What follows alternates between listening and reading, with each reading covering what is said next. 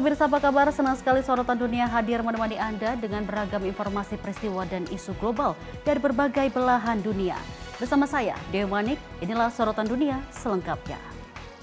Pemirsa, kita awali informasi dari konflik di perbatasan Thailand dan Kamboja kembali memanas, memaksa ratusan keluarga di distrik Phel Feng, Kamboja mengungsi ke tenda-tenda darurat. Baku tembak antar kedua negara memperburuk situasi. Bentrokan kembali pecah di perbatasan Thailand dan Kamboja, memaksa ratusan keluarga di distrik Phel Feng, Provinsi Pusat Kamboja, untuk meninggalkan rumah mereka dan mengungsi di bawah tenda-tenda darurat. Rekaman pada Rabu 10 Desember 2025 menunjukkan deretan tenda mengisi lapangan terbuka. Warga terlihat mengatur barang-barang dan menerima bantuan air. Gubernur distrik Phel Feng, Theang Leng, mengatakan ini menjadi kali ketiga wilayahnya menampung para pengungsi internal. Leng meminta komunitas internasional turun tangan untuk mencegah apa yang disebutnya sebagai pelanggaran kedaulatan Kamboja oleh Thailand. Situasi memburuk setelah Thailand meluncurkan serangan udara ke posisi militer Kamboja di zona sengketa. Pihak Thailand menyebut serangan ini sebagai balasan atas insiden sebelumnya, di mana pasukan Kamboja diduga menembak arah pasukan Thailand. Dirjen Informasi Thailand, Nikordej Balankura, menuduh Kamboja melanggar kesepakatan gencatan senjata yang dimediasi oleh Amerika Serikat dan Malaysia, serta menyebut Phnom Penh sedang menginjak-injak perjanjian di saat penahanan diri sangat diperlukan. Laporan awal menyebutkan 1 tentara Thailand dan 4 warga sipil Kamboja tewas dalam baku tembak tersebut. Tim redaksi Sinpo TV melaporkan. Kita lanjut informasi dari 3 warga sipil dilaporkan terluka setelah pasukan Israel diduga membuka tembakan saat masuk ke dalam pedesaan Quneitra di Suriah Selatan.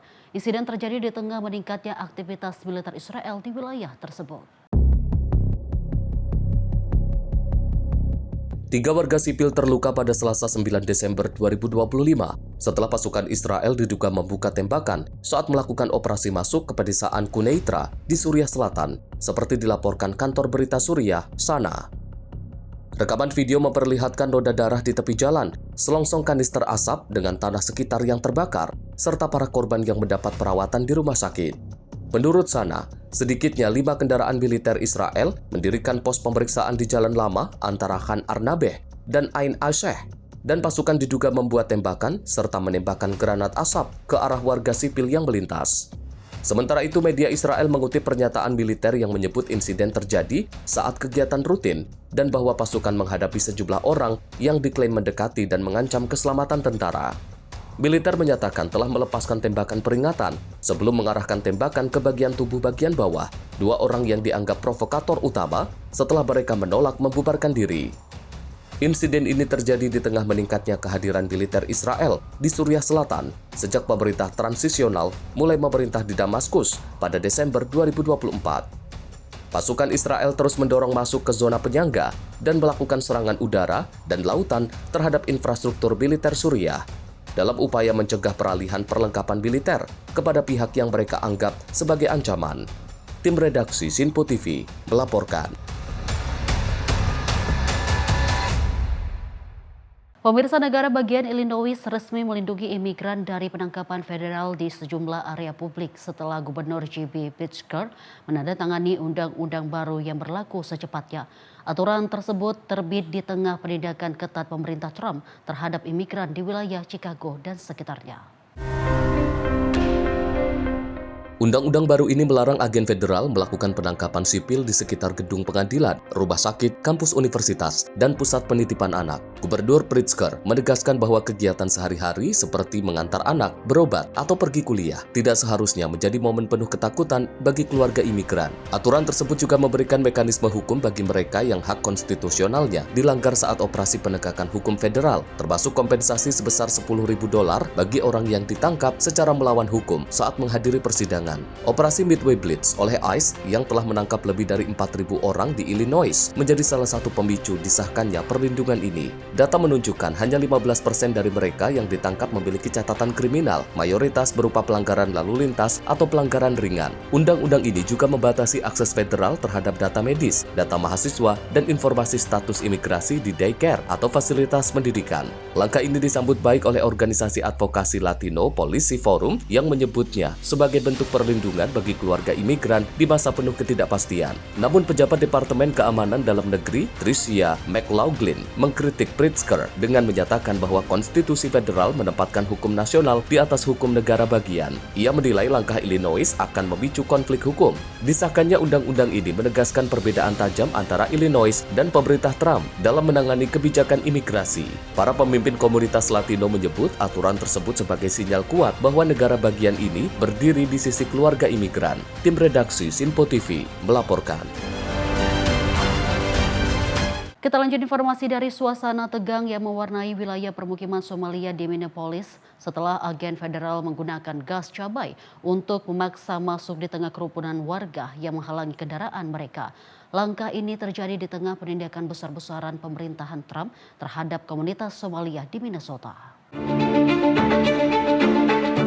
Peristiwa ini disaksikan langsung anggota Dewan Kota Jamal Osman, seorang keturunan Somalia yang mewakili distrik tersebut. Dalam 2 pekan terakhir, komunitas Somalia di Minnesota hidup dalam kegelisahan sejak Presiden Donald Trump mengumumkan penghentian status Temporary Protected Status atau TPS untuk mereka. Langkah ini membayangkan potensi deportasi massal dan meningkatkan ketegangan di wilayah tersebut. Osman menyampaikan bahwa sebelum insiden gas cabai, agen ICE mendatangi sejumlah restoran Afrika Timur, mengunci pintu, dan memeriksa identitas semua orang di dalamnya. Menurutnya, mereka hanya menemukan warga negara asli Amerika dan tidak ada penangkapan yang dilakukan. Saat agen melanjutkan razia ke sejumlah orang di jalan, mereka menghentikan beberapa warga secara acak dan menahan satu warga Amerika Serikat untuk pemeriksaan dokumen.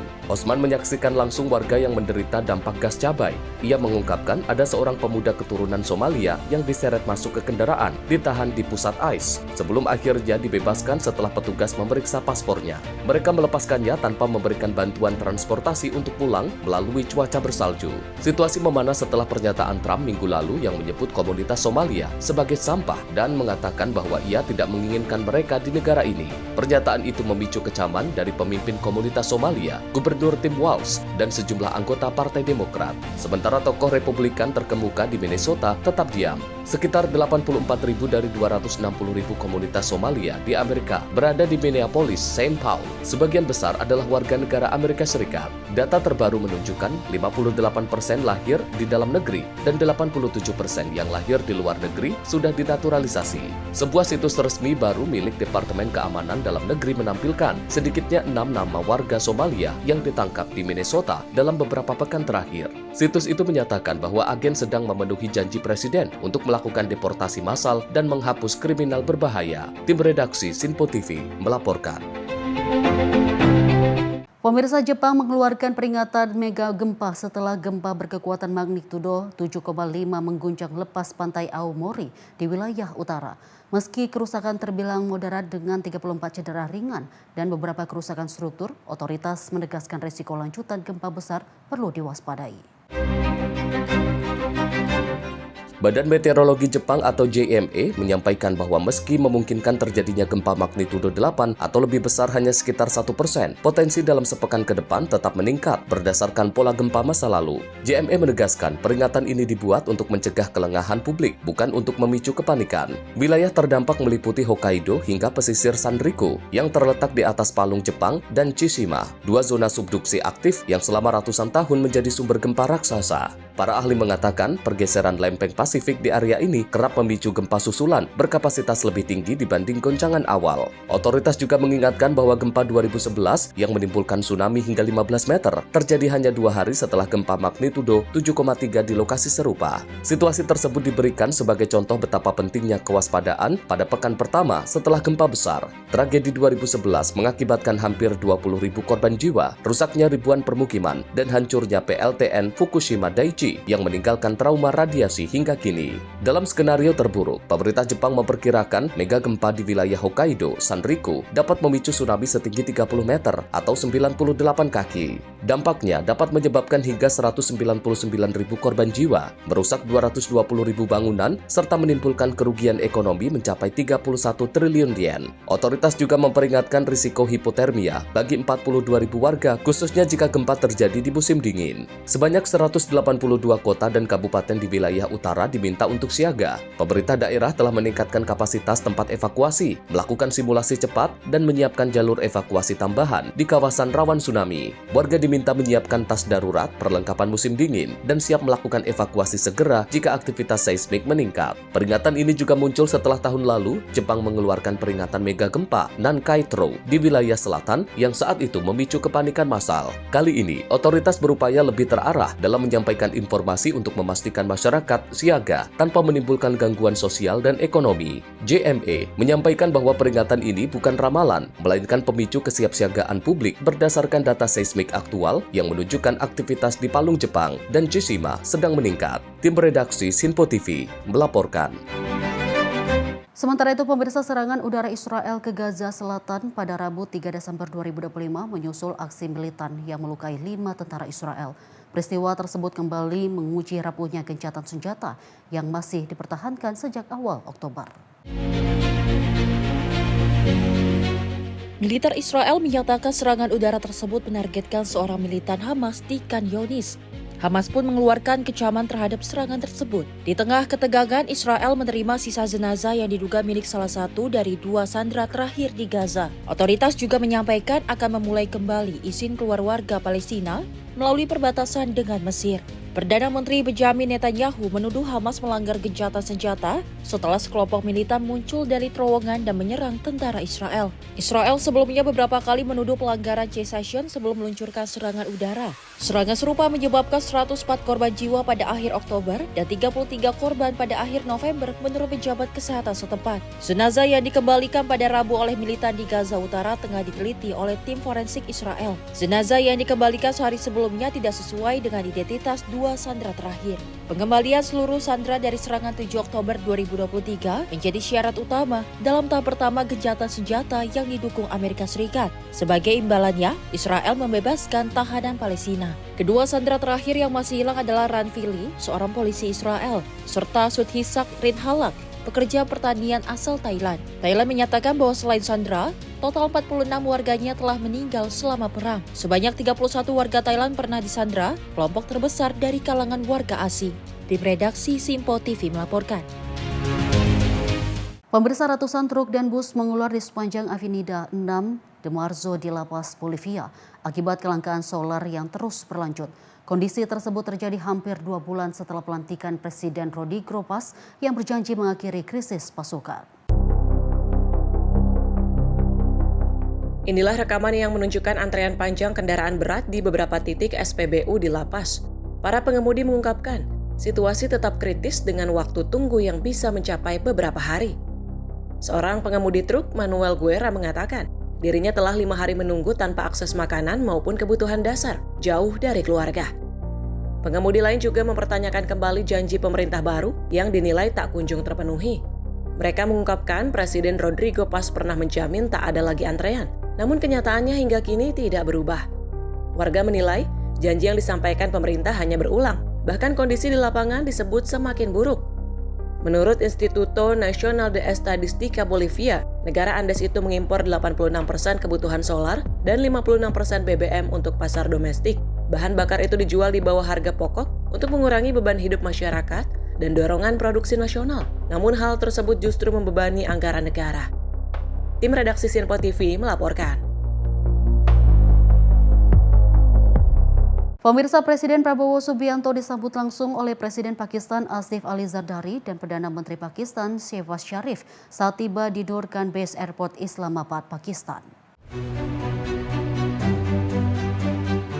Presiden RI Prabowo Subianto disambut langsung oleh Presiden Pakistan Asif Ali Zardari dan Perdana Menteri Pakistan Shehbaz Sharif saat tiba di Durgan Base Airport Islamabad, Pakistan sebagaimana keterangan pers yang diterima pada Senin siang waktu setempat. Ketibaan Presiden Prabowo Subianto juga disambut dengan seremoni militer penuh kehormatan menegaskan kuatnya hubungan strategis kedua negara. Duta Besar RI untuk Pakistan Chandra Warsenanto dan juga Asiste Pertahanan RI Kolonel Infanteri Hendro Hidayat turut menyambut kedatangan dari kepala negara. Kunjungan ini memiliki makna historis penting Kemarin bertepatan dengan peringatan 75 tahun hubungan diplomatik Indonesia-Pakistan. Kehadiran Presiden Prabowo Subianto juga menghidupkan kembali jejak sejarah persahabatan yang dimulai sejak kunjungan Presiden Soekarno pada 1950, momen yang dikenang sebagai fondasi eratnya hubungan kedua bangsa. Upacara kehormatan dengan jajaran pasukan dentuman 21 kali, ikan salut, dan juga rangkaian bunga dari seorang anak kecil Pakistan menambahkan hangatnya sambutan untuk Presiden Prabowo. Tim redaksi Simpo TV melaporkan.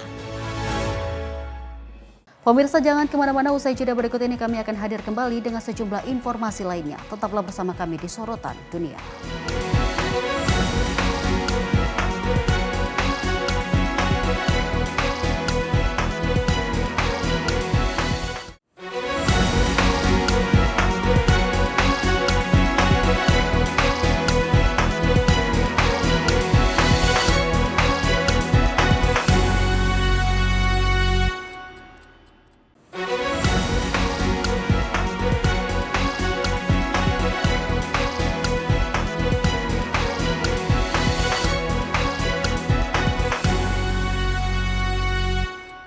Terima kasih pemirsa, Anda kembali menyaksikan Sorotan Dunia. Informasi kita lanjutkan kembali.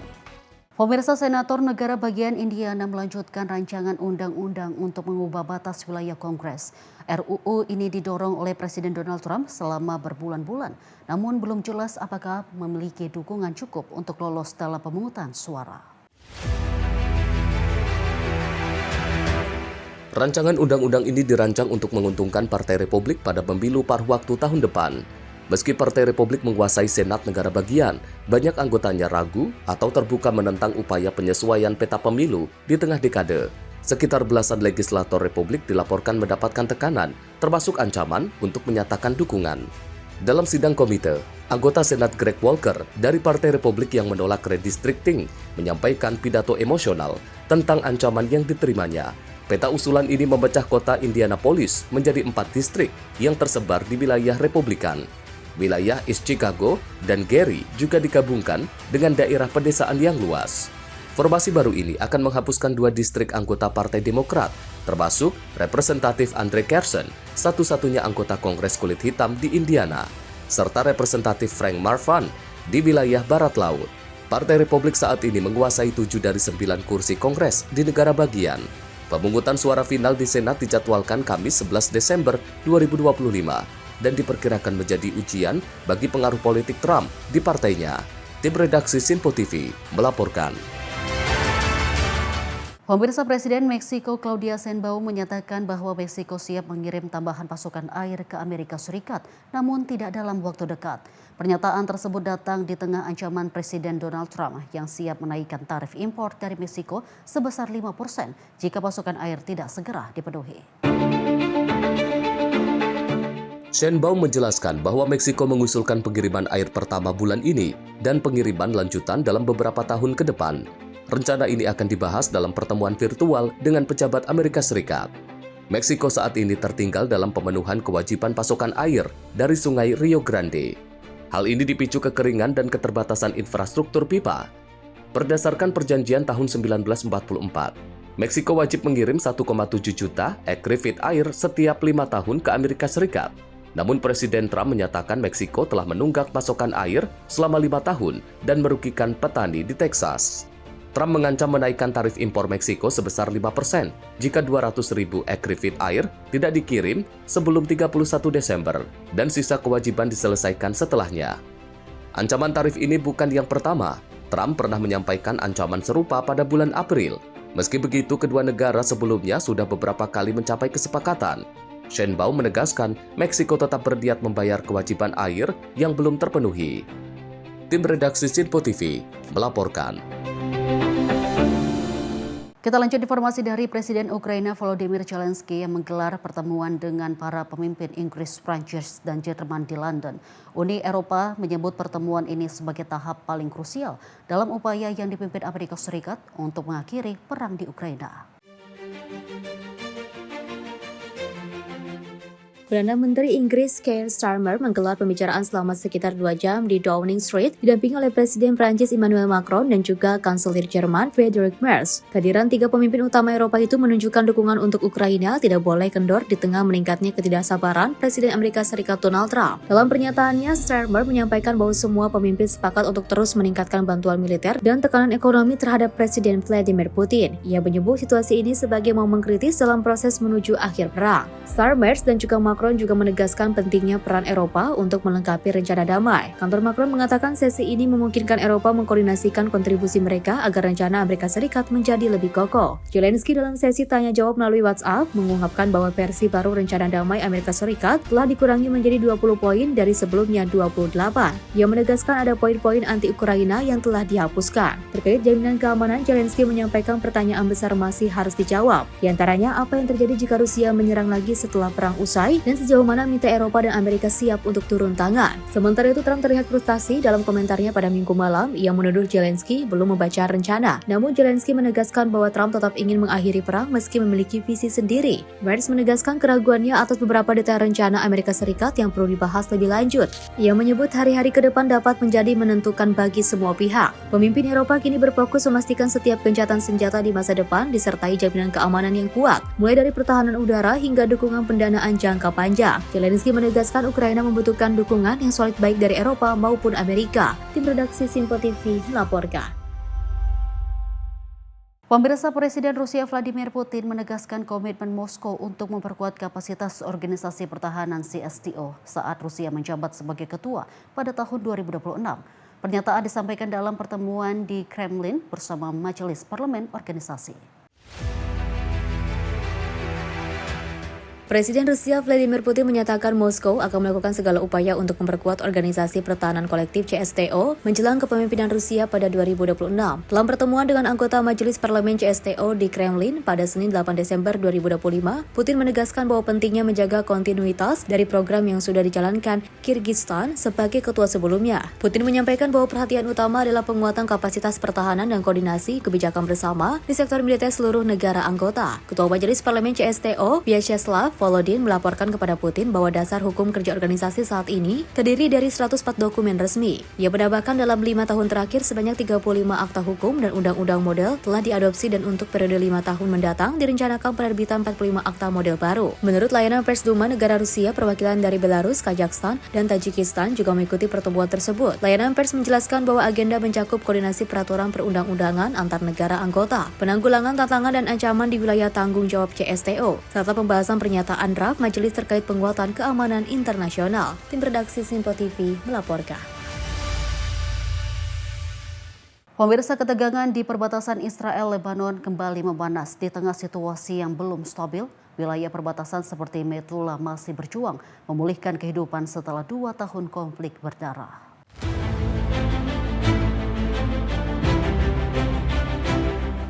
Ilar Rosenfeld, pemilik sebuah kafe selama 40 tahun di Metula, berjalan di antara puing-puing bisnisnya yang terbakar. Di sekitarnya masih berserakan potongan roket Hezbollah yang menghantam kota itu.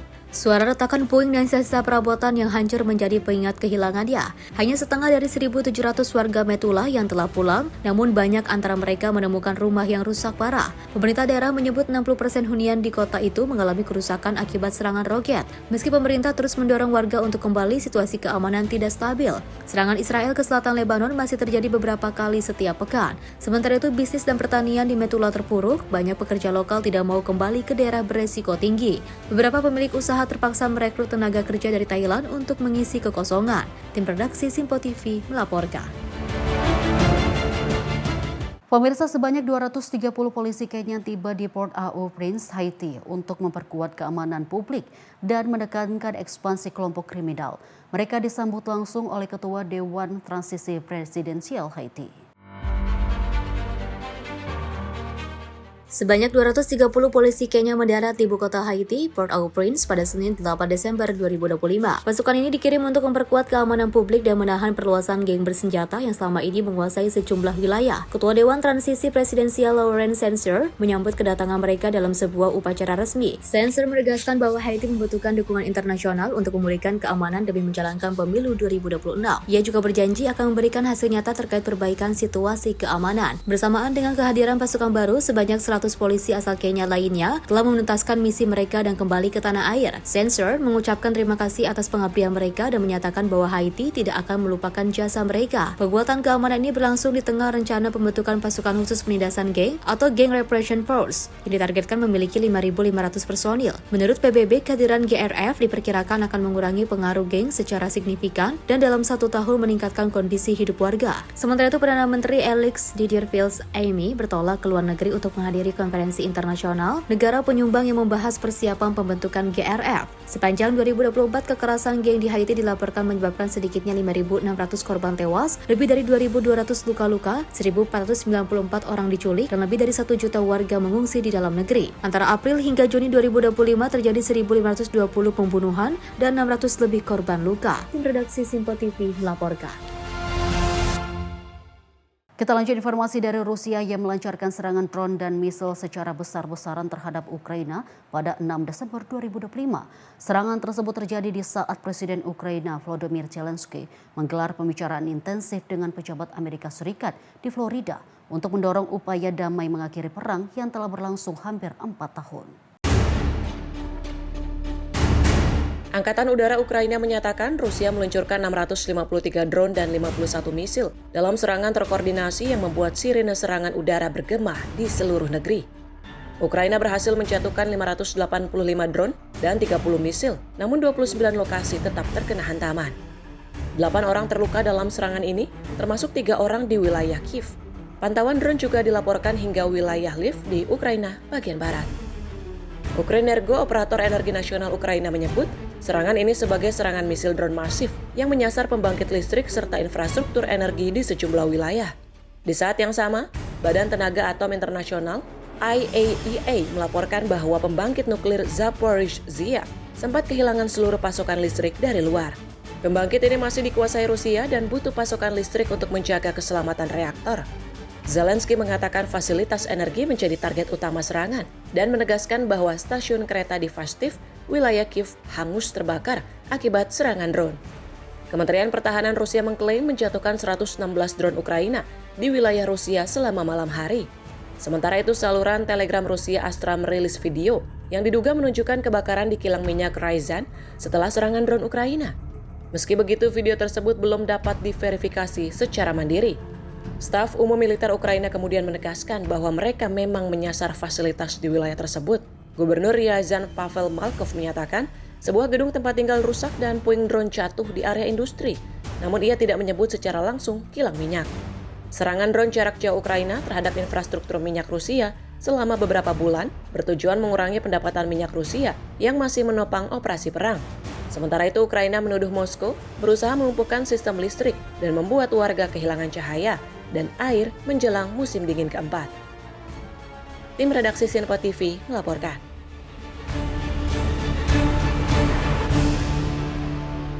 Pemirsa, gempa bermagnitudo 7,5 mengguncang Jepang bagian utara pada Senin 8 Desember 2025. Akibatnya 23 orang mengalami luka-luka. Guncangan ini juga memicu tsunami setinggi 70 cm di sejumlah wilayah pesisir Pasifik.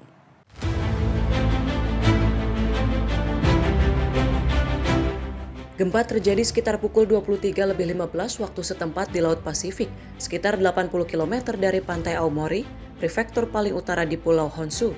Warga di Hachinohe melaporkan getaran sangat kuat. Tsunami setinggi 70 cm terukur di Pelabuhan Kuji di Iwate, sementara gelombang 50 cm terjadi di sejumlah kota lain. Badan Meteorologi Jepang awalnya mengeluarkan peringatan tsunami hingga 3 meter, namun kemudian menurunkannya menjadi advisory. Sebanyak 23 orang terluka, 1 diantaranya serius. Banyak korban terkena benda jatuh. Otoritas melaporkan sekitar 800 rumah mengalami padam listrik. Jalur kereta cepat Shinkansen dan beberapa lokal lain dihentikan sementara. Fasilitas pembangkit nuklir di wilayah itu melakukan pemeriksaan keselamatan.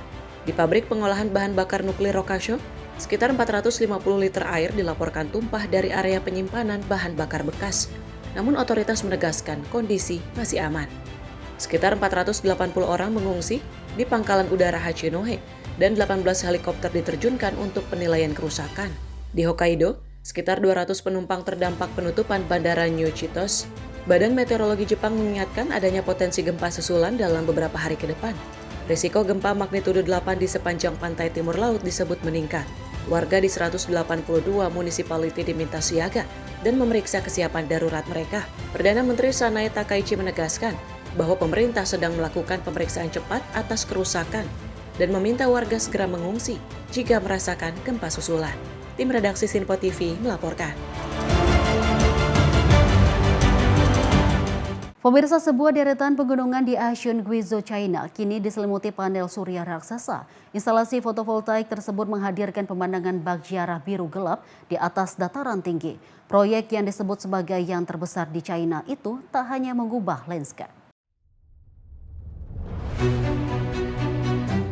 Inilah rekaman yang memperlihatkan deretan panel surya dalam skala masif menutupi pegunungan di Provinsi Guizhou, China Selatan. Puluhan juta panel surya terpasang di atas kawasan berkontur terjal dengan jalan yang melingkar di antara instalasi berteknologi tinggi ini. Wilayah Guizhou yang juga dikenal di pergunungan dan sulit untuk pertanian konvensional dinilai ideal untuk memanfaatkan paparan matahari di dataran tinggi. Dari dekat terdapat jalur-jalur untuk berjalan di antara panel. Pemerintah menyebut proyek ini sebagai salah satu proyek fotovoltaik tunggal terbesar di China dan juga pertama di Provinsi Guizhou. Proyek ini membawa perubahan pada bentang alam serta pada sumber penghidupan warga. Seorang perwakilan desa, Miss Lee, juga menjelaskan bahwa proyek Guanling menjadi yang pertama dan terbesar di Provinsi Guizhou. Ia menyebut sedikitnya 4 kecamatan terlibat dalam pembangunannya. Menurutnya manfaat paling nyata adalah pendapatan sewa lahan bagi warga, mengingat lahan berbatu di daerah itu memiliki hasil panen yang rendah. Instalasi panel surya juga membuka lapangan kerja baru untuk pemasangan, perawatan hingga pengawasan panel. Warga lain mengungkapkan bahwa panel-panel itu terpasang hingga di sepanjang jalan raya dan melintasi 4 wilayah desa. Mereka menegaskan bahwa ketinggian wilayah dan paparan cahaya matahari yang melimpah menjadi keunggulan Guizhou untuk pembangunan energi surya.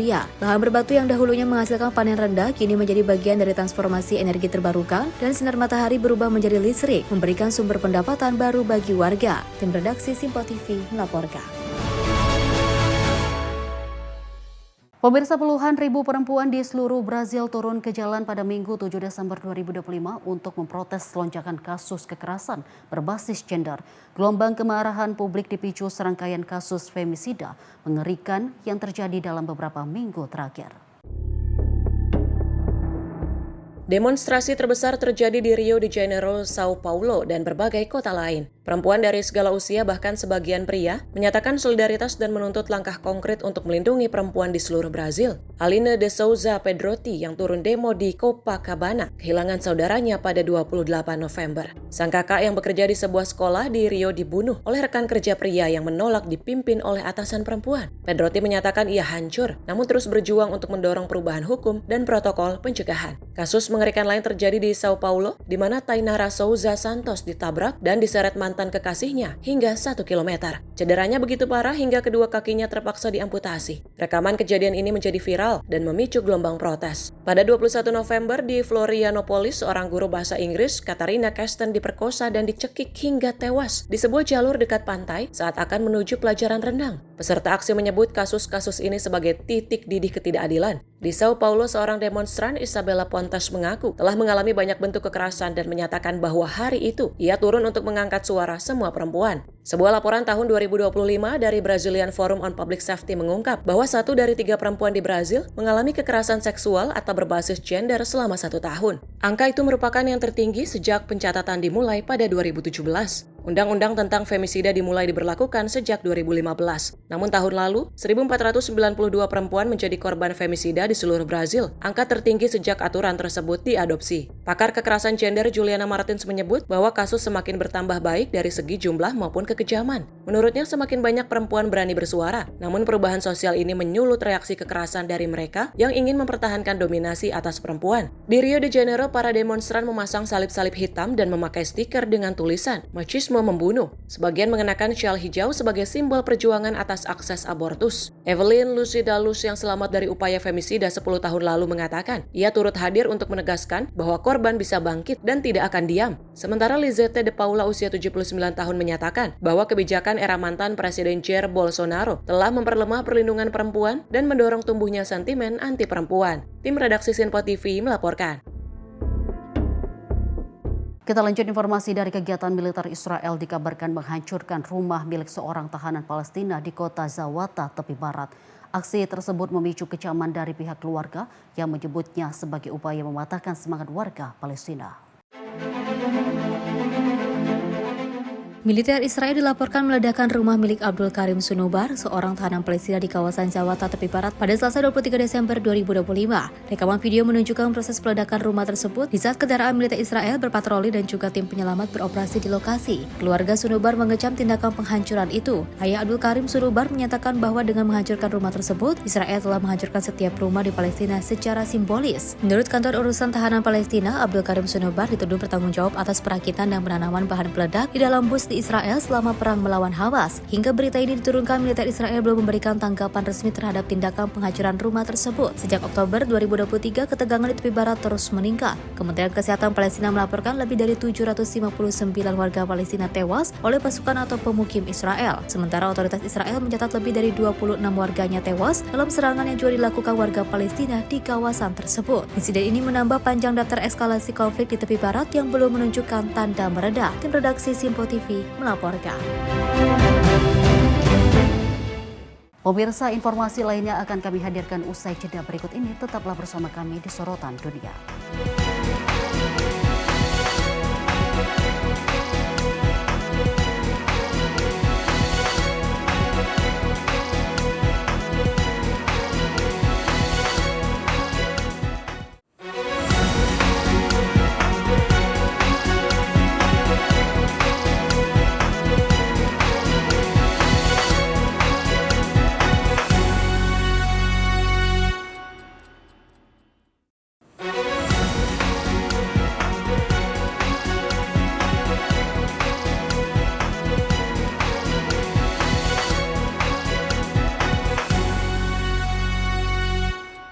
Terima kasih pemirsa, Anda kembali menyaksikan Sorotan Dunia bersama saya, Dewi Manik, dan informasi kita lanjutkan kembali. Pemirsa, di Hoi An, Vietnam, sekelompok seniman mengubah limbah kayu yang terdampak gelombang kayu menjadi karya seni yang memukau. Inisiatif yang disebut Driftwood Village ini tak hanya menjaga kebersihan pantai, namun juga melestarikan kerajinan tradisional dan menghasilkan ribuan patung unik. Driftwood Village di Hoi An, Vietnam, mengubah kayu-kayu yang terhanyut saat musim badai menjadi pajangan seni yang memukau. Rekaman menunjukkan beragam patung terinspirasi dari hewan dan folklore lokal dipajang di studio dan memikat perhatian pengunjung yang melintas. Para pengrajin terlihat mengerjakan kayu-kayu tersebut dengan teliti, menggunakan alat tradisional untuk menghidupkan setiap bentuk yang diinginkan. Pendiri Driftwood Village, Leng Ngoc Tuan, menjelaskan bahwa setiap tahun selama musim badai, banyak kayu terbawa arus ke pantai dan mengotori garis pantai. Ide itu mendorongnya untuk membersihkan pantai sekaligus menarik wisatawan. Kayu dikumpulkan terutama dari pantai Anbang dan sungai Tubon, lalu dijemur berbulan-bulan sebelum dikerjakan sesuai sketsa tim seniman. Lei juga menyampaikan bahwa tema karya sering mengikuti 12 show, termasuk Tahun Kuda yang akan datang, serta model-model lain yang terinspirasi dari hewan.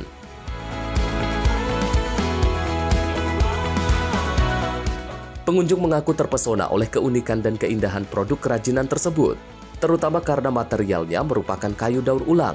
Wisatawan menyebut proses kreasi para seniman sebagai hal yang brilian. Sejak didirikan pada 2023, inisiatif ini telah menarik ribuan seniman dan pengunjung, menampilkan lebih dari 2.300 karya seni dari kayu terbuang. Program ini sekaligus melestarikan tradisi pengrajin kayu lokal dan memperkuat identitas budaya Hoi An sebagai bagian dari jaringan kota kreatif UNESCO. Tim redaksi Sinpo TV melaporkan. Kita lanjut informasi dari Presiden Donald Trump untuk pertama kalinya membawakan langsung acara Kennedy Center Honors menghormati sejumlah ikon seni Amerika termasuk Sylvester Stallone, Ben Keith, dan Gloria Gaynor. Trump menyebut para honorer sebagai tokoh legendaris. Trump menjadi presiden pertama dalam sejarah yang naik ke atas panggung untuk membuka acara, bukan menonton dari kotak opera seperti para presiden sebelumnya. Dalam sambutannya, Trump memuji para penerima penghargaan diantaranya Stallone, Kiss, Gloria Gaynor, George Strait, dan Michael Crawford sebagai seniman besar yang telah menginspirasi budaya pop Amerika. Ia menyatakan bahwa miliaran orang telah menyaksikan karya-karya mereka selama dekade demi dekade. Trump juga menegaskan bahwa semua penerima penghargaan memiliki kesamaan, yaitu ketekunan dan kemampuan bangkit dari kegagalan. Acara ini diselenggarakan di tengah upaya Trump membingkai Kennedy Center sebagai bagian dari perlawanannya terhadap apa yang ia sebut budaya anti-Amerika. Trump mengaku tidak memiliki persiapan, namun menegaskan ia mengandalkan daya ingat yang baik dan memilih untuk menjadi diri sendiri. Sejumlah pejabat termasuk Menteri Perdagangan Howard Lutnick menyebut Trump sangat santai dan lucu di depan kamera.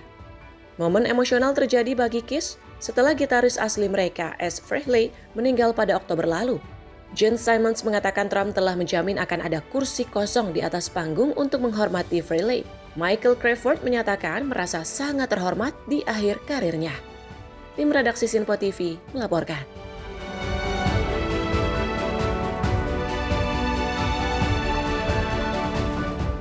Kita lanjut informasi dari kegiatan Presiden Benin Patrice Talon yang mengecam upaya kudeta yang digagalkan militer pada Minggu 7 Desember 2025. Talon mengungkapkan duka cita dan memastikan pihak berwenang masih memburu para pemberontak yang melarikan diri.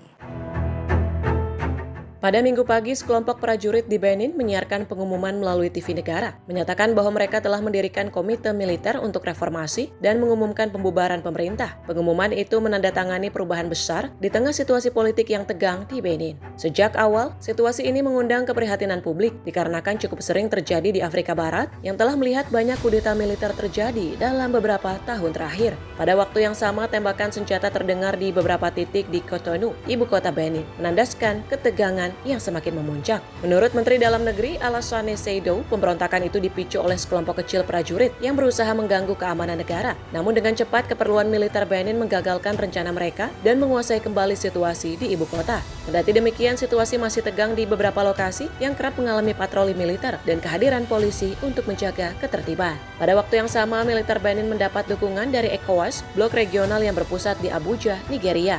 ECOWAS memerintahkan pengiriman pasukan dari Nigeria, Pantai Gading, Sierra Leone, dan Ghana untuk membantu militer Benin menjaga stabilitas dan kedaulatan negara. Pengerahan pasukan ini juga berdasarkan seruan ECOWAS yang menyebut upaya kudeta itu sebagai pelanggaran terhadap kehendak rakyat Benin dan konstitusi negara. Setelah pendahuluan dari Kementerian Dalam Negeri, pada waktu yang sama Presiden Patrice Talon menyampaikan pidato pertama kalinya sejak awal kejadian, mengecam keras perbuatan para pemberontak dan menyampaikan bela sungkawa untuk mereka yang menjadi korban. Mengambil langkah-langkah proaktif, Talon menegaskan bahwa pemerintah akan melakukan segala usaha untuk menemukan dan menyelamatkan para sandera yang masih ditahan oleh para pemberontak. Sementara itu, masyarakat Benin menanti kejelasan dan kemenangan militer, terlebih apabila pemimpin pemberontak Letnan Kolonel Pascal Tigri akan ditangkap oleh pasukan pemerintah.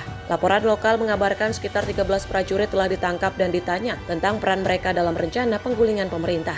Meski beberapa tembakan terdengar di beberapa kawasan, kondisi Cotonou saat ini dilaporkan mulai kembali tenang dengan kehadiran militer dan polisi yang berjaga di pusat ibu kota. Tim redaksi Sinpo TV melaporkan. Pemirsa, Presiden Rusia Vladimir Putin menegaskan bahwa ada poin dalam usul Amerika Serikat untuk mengakhiri perang di Ukraina yang tidak dapat diterima Kremlin. Pernyataan tersebut menandakan bahwa jalan menuju kesepakatan damai masih panjang di tengah dorongan diplomatik terbaru dari Presiden Donald Trump. Putin mengatakan beberapa elemen rencana Amerika Serikat, terutama yang berkaitan dengan status wilayah Ukraina dan jaminan keamanan jangka panjang, masih menjadi batu sandungan. Komentar itu dipublikasikan Kamis setelah pembicaraan selama 5 jam di Kremlin dengan utusan khusus Trump, Steve Witkoff, serta menantunya Jared Kushner. Sementara itu, pemerintah Trump mendorong upaya diplomatik terintensi sejak invasi penuh Rusia pada 2022. Namun perbedaan mendasar masih tampil jelas, khususnya soal apakah Ukraina harus menyerahkan wilayah kepada Moskow dan bagaimana menjamin keamanan di masa depan. Witkoff dan Kushner dijadwalkan bertemu delegasi Ukraina yang dipimpin oleh Rustem Umerov pada Kamis di Sally Bay Club, Florida. Namun belum ada konfirmasi apapun terkait jadi atau tidaknya pertemuan tersebut. Putin menyebut diskusinya dengan utusan Amerika Serikat perlu bermanfaat namun merupakan kerja sulit. Ia mengatakan ada usul baru di dalam rencana Amerika Serikat yang perlu dibedah satu persatu. Putin juga menjelaskan bahwa pembahasan di Kremlin merujuk pada dialog sebelumnya, termasuk pertemuan dengan Trump di Alaska pada Agustus. Namun juga disisipi elemen baru yang jauh memerlukan pemeriksaan detail. Presiden Trump mengatakan bahwa Witkoff dan juga Kushner pulang dengan keyakinan bahwa Putin ingin mencari jalan damai. Trump menyebut kesan mereka sangat kuat bahwa ia ingin membuat kesepakatan. Tim redaksi Simpo TV melaporkan. Sementara itu, pemirsa, militer Israel melakukan serangan terarah ke sebuah bangunan di kota Zibah, Lebanon Selatan dengan alasan menggagalkan upaya Hezbollah untuk kembali beraktivitas di wilayah tersebut. Serangan itu terjadi beberapa jam setelah Israel dan Lebanon menggelar pertemuan langsung pertama dalam puluhan tahun di kota Nakura.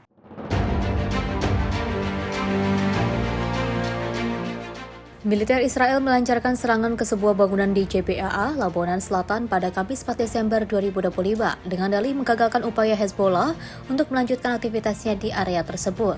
Rekaman video memperlihatkan asap tebal membumbung dari bangunan yang hancur, sementara tim pertahanan sipil Lebanon berupaya untuk memadamkan api dan membersihkan puing.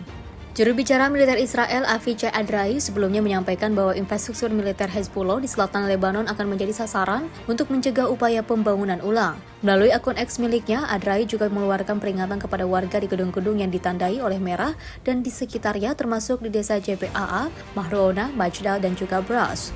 Lembaga Berita Nasional Lebanon melaporkan serangan itu menghantam bangunan sama yang sebelumnya telah diancam oleh militer Israel. Struktur tersebut berada di tengah permukiman padat penduduk dan hancur total dengan kerusakan parah terhadap rumah-rumah di sekitarnya.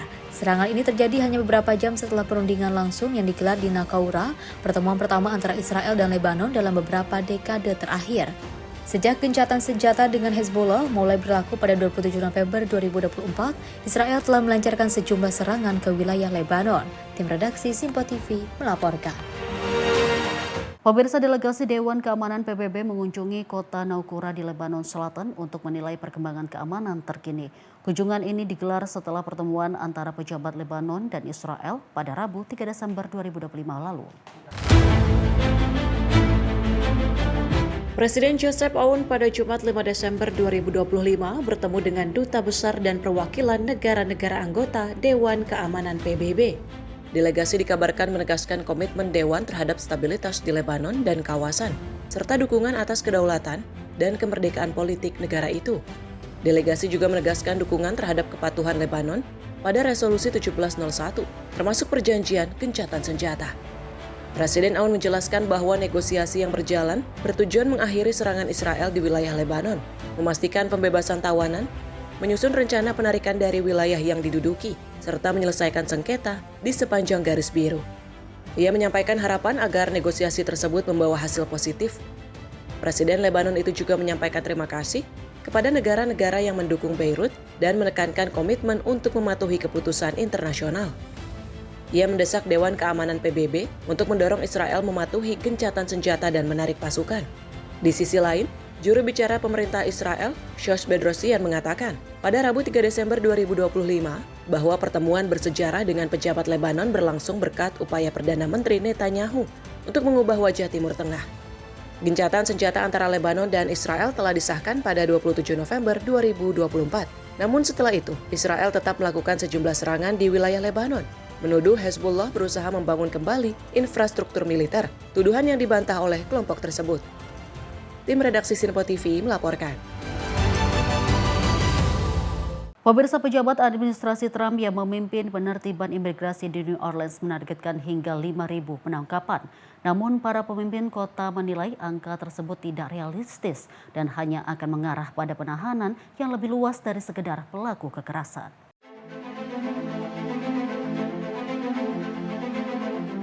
Operasi ini diklaim sebagai upaya menegakkan prioritas baru pemerintah federal dalam menegakkan hukum imigrasi. Namun target 5.000 penangkapan mendapat sorotan luas karena jumlahnya jauh lebih besar dari operasi sebelumnya di kota-kota dengan populasi imigran yang lebih tinggi. Di wilayah Chicago misalnya, operasi 2 bulan yang dilaksanakan musim gugur lalu mencatat puluhan ribu pengecekan lapangan. Namun hanya berujung pada penangkapan sekitar separuh dari target di New Orleans. Begitu pula di Los Angeles, titik pertama pelaksanaan strategi imigrasi agresif yang didorong Presiden Donald Trump. Di kawasan dengan sepertiga penduduk kelahiran luar negeri itu, razia musim panas selalu menghasilkan sekitar 5.000 penangkapan. Presiden Dewan Kota New Orleans, J.P. Morrell, menyampaikan kritik terbuka bahwa tidak ada dasar rasional yang bisa membuktikan bahwa wilayah New Orleans atau Paris sekitarnya dapat menyumbang 5.000 individu yang dikategorikan sebagai pelaku kriminal berbahaya. Menurutnya, jumlah pendatang tanpa dokumen yang terlibat tindak kekerasan di kota tersebut sangatlah kecil. Data sensus terbaru mengungkapkan bahwa wilayah Metro New Orleans didiami sekitar 100.000 penduduk kelahiran luar negeri, dan hampir 60% diantaranya bukan warga negara Amerika Serikat. Namun penelitian lokal menyebutkan bahwa komunitas imigran berperan sangat kecil terhadap angka kekerasan secara menyeluruh. Hal ini diperkuat data kepolisian New Orleans yang melaporkan penurunan 12% dalam kategori kejahatan kekerasan hingga Oktober tahun ini, dari pembunuhan, perkosaan, perampokan hingga penyerangan berat. Jumlahnya turun dari 2.167 kasus menjadi 1.897. Kalangan pemimpin kota memperingatkan bahwa penerapan razia imigrasi secara besar-besaran dapat mengganggu komunitas, memicu rasa takut, dan menghambat kerjasama antara polisi dan juga warga. Tim redaksi Simpo TV melaporkan. Kita lanjut informasi dari Nigeria yang mencetak sejarah baru dengan menggelar airshow internasional pertama di Abuja yang menghadirkan pemimpin industri penerbangan dan investor dari berbagai negara. Ajang bergengsi tersebut menjadi momen penting dalam peringatan 100 tahun penerbangan Nigeria, sekaligus juga menegaskan posisi negara tersebut sebagai pemimpin standar aviasi di Afrika. Nigeria menciptakan tonggak bersejarah dalam industri penerbangan dengan menggelar airshow internasional pertama di Abuja. Rekaman video menunjukkan pasukan angkatan udara Nigeria melakukan defile serta berbagai pesawat dipamerkan untuk menghibur para pengunjung. Pengunjung juga terlihat mendatangi stand berbagai perusahaan aviation yang juga menampilkan teknologi terkini di sekitar penerbangan. Sekretaris Pemerintah Federasi Nigeria, George Akume, menegaskan bahwa Nigeria saat ini menempati peringkat pertama di Afrika untuk kepatuhan terhadap standar aviation internasional. Sementara itu, Menteri Perhubungan Udara Festus Keyamo menyatakan bahwa ini menandai pertama kalinya Nigeria bergabung dalam deretan negara penyelenggara airshow ternama di dunia. CEO Nigeria International Airshow, Bria Okonko, menyoroti bahwa potensi sektor aviation dalam mendorong pertumbuhan ekonomi serta menghubungkan orang dan pasar di wilayah Afrika. Okonko juga menegaskan bahwa Nigeria siap memimpin Afrika menuju era baru aviation berkelanjutan, manufaktur maju dan juga inovasi dirgantara. Sektor penerbangan dan transportasi udara saat ini menyumbang lebih dari $55 miliar untuk perekonomian Afrika. Perhelatan selama 3 hari dari 2 hingga 4 Desember 2025 ini menjadi bagian utama perayaan 100 tahun penerbangan di Nigeria, menandai seabad sejak pesawat pertama mendarat di negara tersebut. Tim redaksi Simpo TV melaporkan. Pemirsa, 6 jet tempur F-16 melakukan manuver di atas Obelix dan Casa Rosada di Buenos Aires pada Jumat 5 Desember 2025. Atraksi udara ini menandai kedatangan resmi F-16 pertama yang dibeli pemerintah Presiden Javier Milei. Dan pembelian ini juga menjadi langkah baru bagi Argentina dalam memperkuat pertahanan. Inilah video yang menunjukkan deretan jet F-16 terbang rendah di atas kawasan ikonik ibu kota Argentina. Kedatangan 6 unit pertama ini merupakan bagian dari total 24 pesawat yang dibeli pemerintah Milei dari Denmark pada tahun 2024. Argentina mengeluarkan sekitar $300 juta untuk pembelian pesawat bekas tersebut, namun nilai kontrak berpotensi melebihi $900 juta termasuk persenjataan dan biaya tambahan. Pengiriman F-16 akan dilakukan dalam 4 tahap, masing-masing 6 pesawat setiap bulan Desember hingga tahun 2028. Presiden Milei menyebut F-16 sebagai Guardian Angels. Sementara partainya Libertad Avanza menyampaikan di media sosial bahwa kehadiran jet ini menjadi simbol rekonstruksi Argentina dan langkah besar pemulihan pertahanan. Tim redaksi Simpo TV melaporkan. Kita lanjut informasi dari CEO Danantara Rosan Ruslani melakukan dialog dengan Kepala Bapisus Aris Marsudianto bersama CEO Rusia Indonesia Business Council Mikhail Koryzhin. Pertemuan tersebut difokuskan untuk membahas kerjasama dalam bidang teknologi berkelanjutan. Melalui Instagram resmi milik CEO Danantara Rosan Ruslani melakukan pertemuan dengan Kepala Badan Pengendalian Pembangunan dan Investigasi Khusus Bapisus Aris Marsudianto bersama CEO Rusia Indonesia Business Council Mikhail Koryzhin. Pertemuan yang berlangsung di Wisma Danantara pada Selasa 2 Desember 2025 berfokus pada peluang kerjasama Indonesia-Rusia melalui pengembangan teknologi berkelanjutan yang mempercepat transformasi ekonomi Indonesia. Diketahui sebelumnya, Aris juga telah melakukan diskusi dengan Rosan dalam rangka membahas evaluasi perusahaan BUMN yang memerlukan administrasi yang benar, terutama dalam rangka pengelolaan aset untuk mengoptimalkan pelayanan Danantara kepada mitra dan para pemangku kepentingan. Tim redaksi Simpo TV melaporkan. Pemirsa, Presiden RI Prabowo Subianto disambut antusias di Islamabad oleh diaspora Indonesia. Suasana kunjungan diwarnai penampilan seni dan budaya yang meriah. Kunjungan Presiden RI Prabowo Subianto ke Pakistan pada Senin 8 Desember diwarnai suasana hangat. Presiden Prabowo disambut langsung oleh diaspora Indonesia di Islamabad dengan penampilan seni dan budaya yang meriahkan acara. Para ibu diaspora mempersembahkan lagu-lagu perjuangan diiringi instrumen tradisional angklung. Presiden Prabowo ikut bersenandung saat mendekati para penampil, menambahkan suasana keakraban dan antusiasme. Pada kesempatan yang sama, perwakilan diaspora menyampaikan rasa bahagia dan harapan terbaik untuk Presiden. Seru banget, kita latihannya cuma 10 hari kurang karena saking semangatnya jadinya semua lagu disulap jadi. Yang penting ibu-ibunya semangat semua. Lagu-lagu perjuangan. Lagu-lagu perjuangan kitanya juga merasa march jadinya. ikut bersenandung mungkin ya tapi pokoknya kita happy melihat Bapak datang menghampiri kita semua. Pak Presiden sehat selalu, semangat karena kita semua semangat. Diketahui kunjungan kenegaraan ini berlangsung 8 hingga 9 Desember 2025, dilakukan usai Prabowo meninjau penanganan bencana di Aceh dan atas undangan pemerintah Pakistan. Tim redaksi Simpo TV melaporkan. Pemirsa, informasi tadi menutup perjumpaan kita di Sorotan Dunia hari ini. Saya Dewi Manik mewakili kru yang bertugas pamit. Terima kasih atas kebersamaan Anda. Saksikan terus Simpo TV untuk update berita terbaru Anda. Sampai jumpa.